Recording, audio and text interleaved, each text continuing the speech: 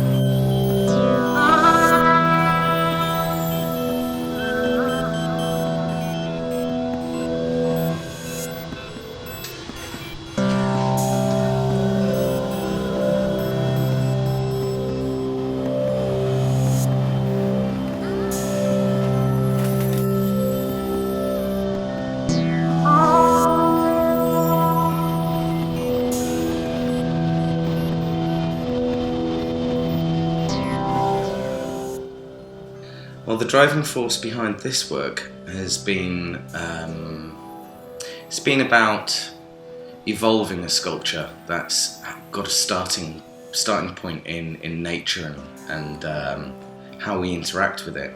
And I had a kind of first idea of what I wanted to do, and then I've over the years been pushing it further and further and refining it.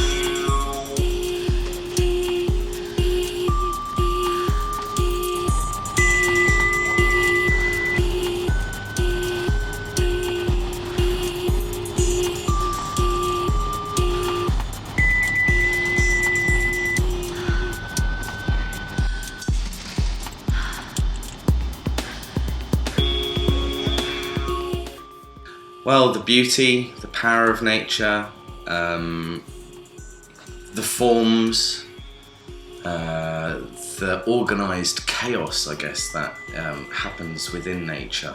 Everything looks chaotic, but everything also has its place. And usually everything goes to a spiral as well.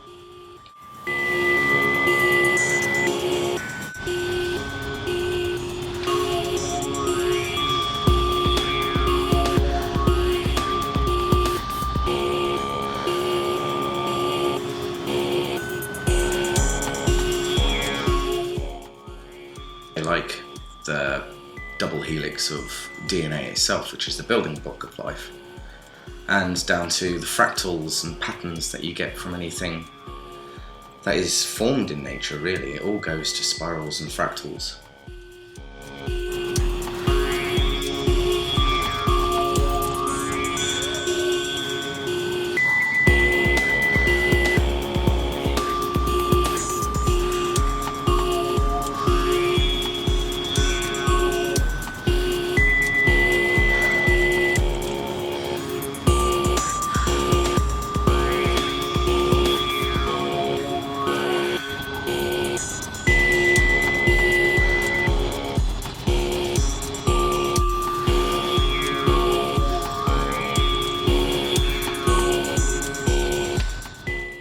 Well, with my work, I obviously use hot glass, and the process in that is heavily involved by a technique that I developed, where you twist a bubble to create a central membrane.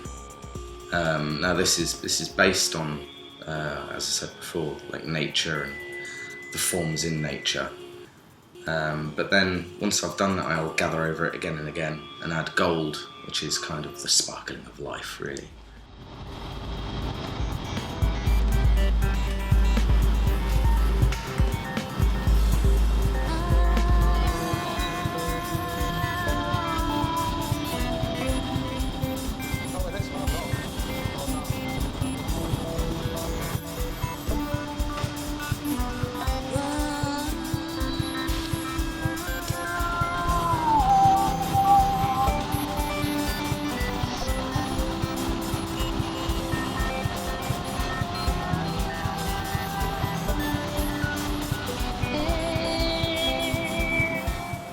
I suppose most of the colour combinations are done by eye and by experience, because you can never quite tell whether the colour combinations will work within a piece until it's finally done, which is why I like to use my process of evolution, of try and try again, I guess.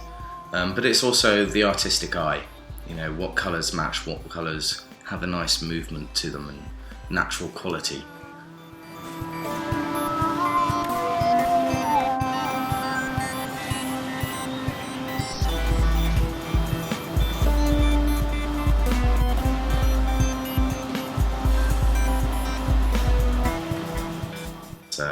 A lot of warning colour combinations that are prevalent in nature, and a lot of breeding, kind of showing off colour combinations, which I think have evolved through time for a reason.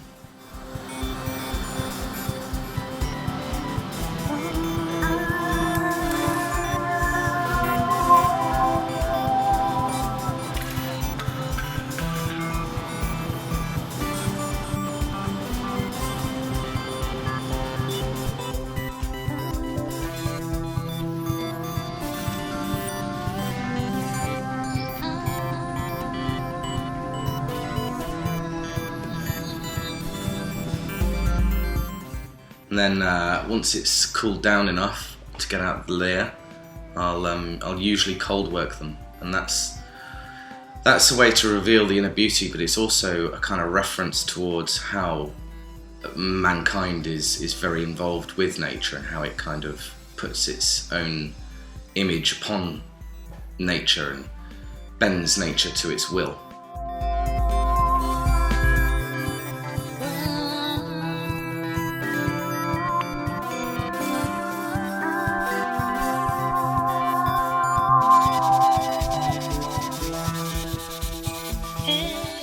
So I do intend to use more natural materials like wood and different stones and different man-made materials as well.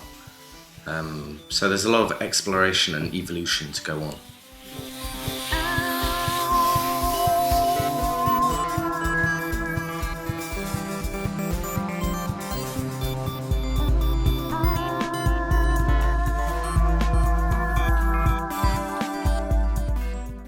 Well, yeah, with this work I decided to actually visit the source of the material I was hoping to use, just to see what it was like in its natural state, you know, where it was in situ, so I could then have the best opportunity to pick something that would be juxtaposed and put in marriage with the glass sculpture I was working on. I found it very useful because, in fact, I was going for one idea. I wanted it to be a completely different shape, but when I got there and saw these natural bits of rock, of slate, I kind of realised that it could go a slightly different direction.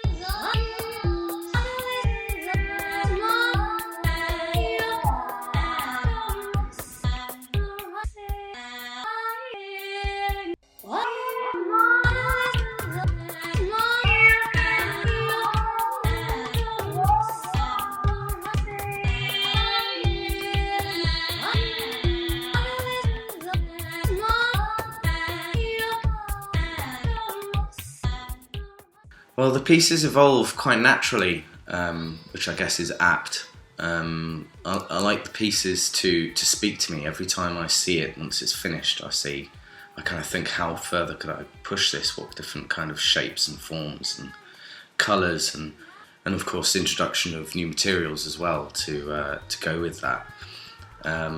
It's a slow process, but I find a very useful process of making all the ideas I have and seeing it in real. They're kind of like final piece maquettes in a sense.